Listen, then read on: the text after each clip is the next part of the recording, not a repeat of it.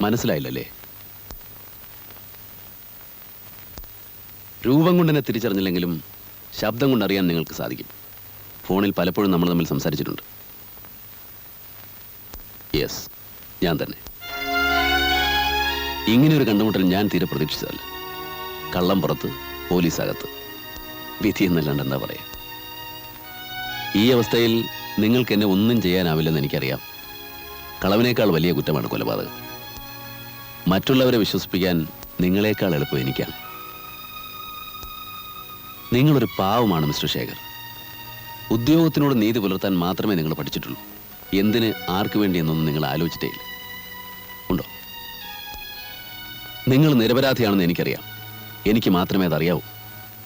കോടതിക്ക് സാക്ഷിമൊഴികളെ വിശ്വസിക്കേണ്ടി വരുമ്പോൾ നിരപരാധികളും ശിക്ഷിക്കപ്പെടും. പക്ഷേ നിങ്ങൾ ശിക്ഷിക്കപ്പെടരുതെന്ന് എൻ്റെ മനസാക്ഷി എന്നോട് പറയുന്നു.